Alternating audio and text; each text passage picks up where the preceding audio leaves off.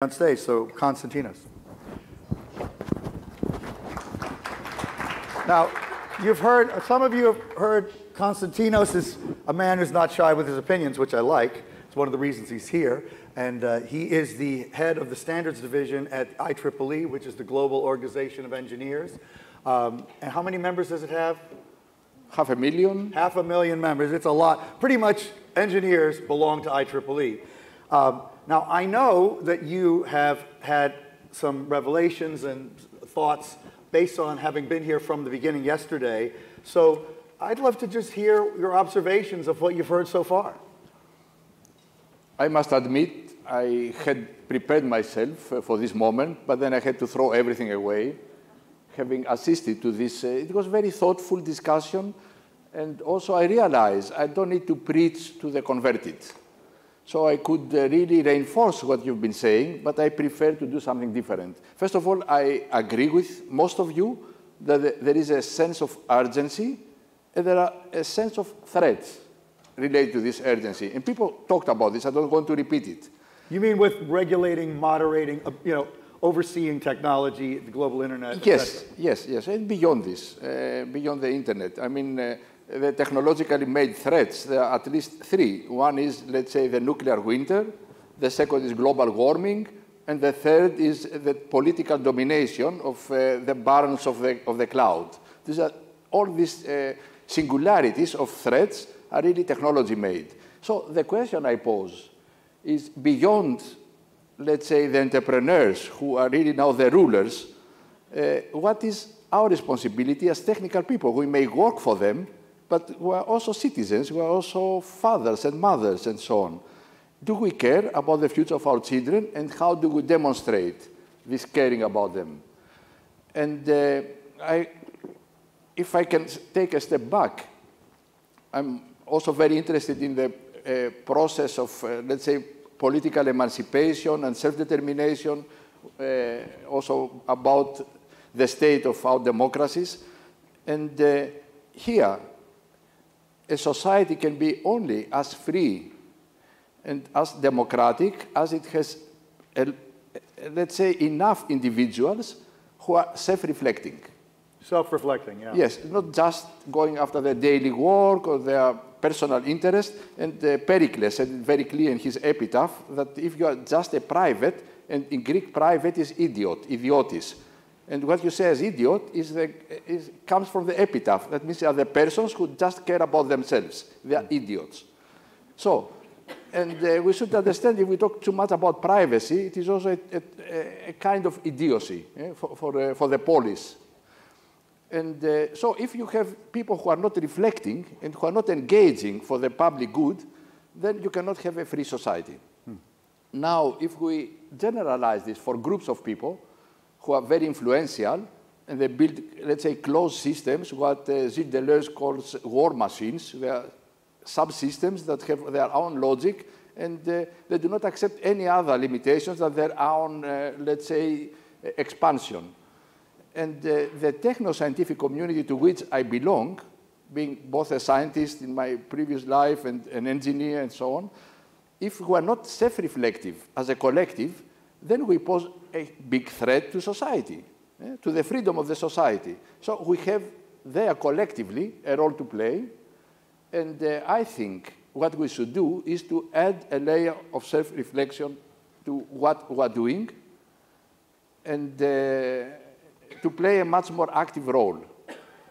And because this is still very abstract, perhaps I can give some examples. But before I do this, I would like to say that there have been some reflections here and some questions, for instance. Why are people who are billionaires, do they want even more money? Why they are not doing something good? Because they see things are not going well. Why they are not moderating themselves? Why they are not slightly changing their business models? Even if they make a little less profit, they could do something good. Well, I think we do not recognize what is the real driver of these people. It is not they are ethically impaired or they want more money, they just have a lot of power, which they have created, because the way power is generated and exerted has changed dramatically. we are really in a different regime of power. And if we do not understand this, then there is no way we can resist or find paths of freedom out of it. And just to give you, let's say, an analogy, and Fadi Chehadi was the only one who gave some allusion to it, talking about the transnational nature of the internet towards the world, let's say, nature of the states and their jurisdictions. We are in a transition from the power of the discipline, which has a wall around it. It can be the barrack or the school or the prison or the factory. There's a wall around it, to the power of control. That means you may feel you are free, you walk around, but you're always traceable. And we give you access according to the modulation we're exercising upon you during your life. That means the walls may be transparent for you, but not for me. So it depends on our passwords. And this is a very different regime of power. And I think a few years ago, it was expressed here very clearly, and nobody objected to it. And I think we lost the fight already at that time. There was one guy who said, privacy, we are going to tell you how much you deserve. It is us. There is we don't care about the laws and so on. We are going to tell you how much privacy you deserve. And the second person said that if you want to do something and keep it secret, you'd better not do it, because we're going to find it out, and we know it. So these were the two, let's say, statements which came out of Silicon Valley, and they declared, we have now the power. Now, for you and me, we may deserve what we get. We're adults. But for our children, this is a different story, because I experienced in my body what was the coercive power, because when I was a student, there was dictatorship in Greece. So I know what is coercive power. Now the dictators, they are just dictating. They don't need the guns. So they're modulating us, they're profiling us, and they're serving us. So for the kids... And to use your terminology, controlling us to some degree. Yes, because this is control. This is power of control, not power of confinement. And our kids are born in this regime, and they cannot recognize it. That is a coercive regime. So it is like the fish in the water. They don't recognize the water because they're born in it. So my question is, what do we need to do to give our children the capacity and the means to understand where they stand and to be able, in their future, to find some ways to escape or to resist or to be creative? We cannot release them anymore. This is done, the game. We do not resist when they declare their will, these persons and these powers.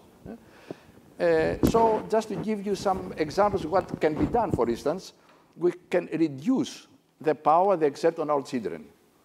If you take the big platforms of the internet, they are made for adults.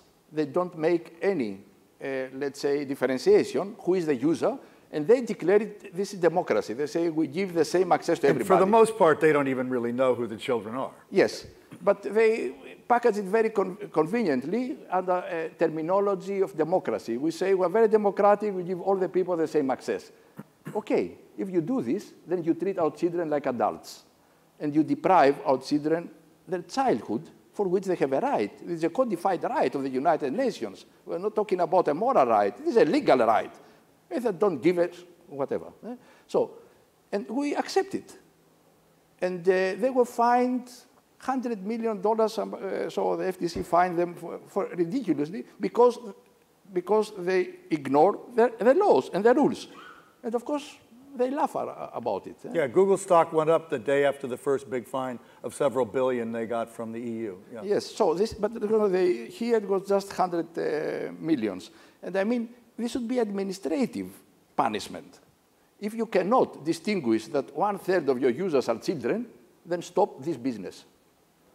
Because what are you doing to the souls of our children? What does it mean for whole generations of children to lose their childhood and to be absorbed? And I'm not talking about porn sites. I'm talking about really the loss of energy and time by being sucked into and be manipulated to be sucked into these virtual environments where they cut off of their physical environment, from their physical friends, from their nature, and so on. What are we doing to our children? And I think we cannot continue like this anymore. And we have to do something. And my question is, what we can do as technical, let's say, bodies or technical people against this. And I think we can do a lot. And as a matter of fact, because everything that you are talking about and analyzing, if you're not acting upon it, then it is useless. So, and you know that we put, at least I put my money where is my mouth, and the organization I'm leading also is doing the same. And we started really large-scale programs with the goal to regain some of the lost territory. And it is very much about governance of data and how we can reclaim this lost ground. And I would say that the key expression is we must force the establishers of these platforms to have age-appropriate design for their platforms. If 1/3 of the users are children, then these platforms must be age-appropriate. And if they say we cannot do it, then stop your business. It is not us to tell you how to solve the problem. It is them to solve the problem they have created. Constantino, many people in the room might be surprised that the guy who represents 500,000 global engineers is talking this way, because the engineers built all this stuff. So the part of what you're trying to do is to get those engineers to think differently. Is that a fair summary? Yes. And for instance, we are now working together with legislators and regulators to build standards which really put in practice what I'm telling you. Because there are some regulators who are quite advanced. They are building codes for age-appropriate design. They say this is what should be done. And then, of course, the big companies which have thousands of experts come and say, this may sound good, but technically it is not possible. So there are two answers to this statement. It is technically possible because there are technical platforms. And it is your business model who doesn't want to do it. But if you believe it is technically not possible, then stop doing it, because there are rights of 1/3 of your users that you are really mistreating. And it cannot be, we cannot accept anymore that when it's a computer in the loop, that we ignore all the laws, because we say we cannot code for it. This is what they're saying, we cannot code for it. This is the expression they're using here. This is extremely arrogant. You cannot be above the law. I mean, the law must be for all of us, and in particular for our children. So, and I think we can play a role, and we are doing it. We are working together to build really the tools that the regulators need, because they cannot go really to the, we have to raise up from the bottom as they come down from the top. And for us, it means building bridges, investing there in building these bridges, because we cannot solve this problem alone. And we have not created it alone, but we must be part of the solution, and this must be embedded in something bigger. And we engineers do not like this, because we like to pretend we are innocent and good people. We are doing just good things. There are other bad people who take these good things we are doing and using for bad purposes. This is not true. And what I'm usually saying is that the time of innocence, if ever there were one, should be over now. We must assume our responsibility for the things we are doing, the part of the responsibility. And so there is a lot we should do, and there is no time to lose anymore. And so I appeal to you. I have two appeals. One is, wherever you are, put pressure on us. On the engineers? Yes. We deserve better than really our pseudo-religion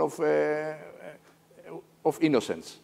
And the second is, join us when we call you.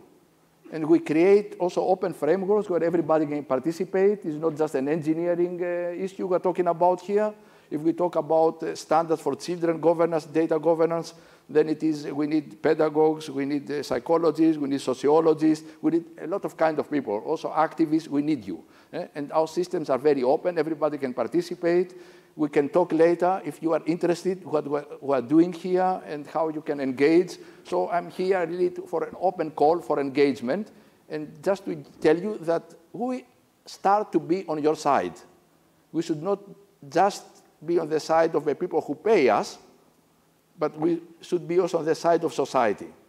Fight really, at least for democratic and open societies. Good.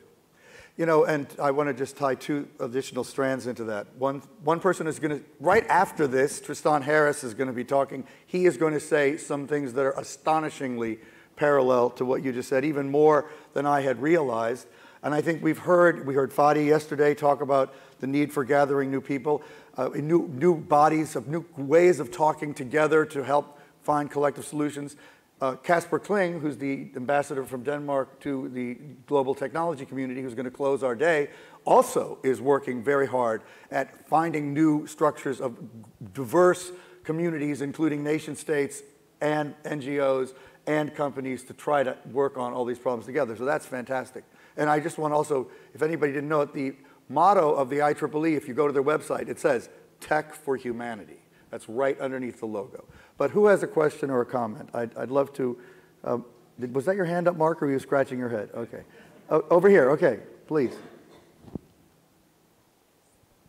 Hello, I'm Olivia Rudgard from The Telegraph. I'm curious about how, whether you think that the education of engineers should change as a result of your appeal.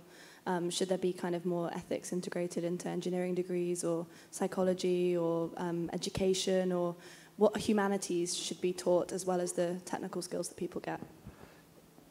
Yes, and we have, and what we're doing in this direction, we have established a body of knowledge which is called ethically aligned design. This is really this is epic. This is several hundred pages, created several years through a global network of hundreds, thousands of people. And our ambition was to give our peers and also to the studying engineers the tools to do really a better job from the beginning, from the design.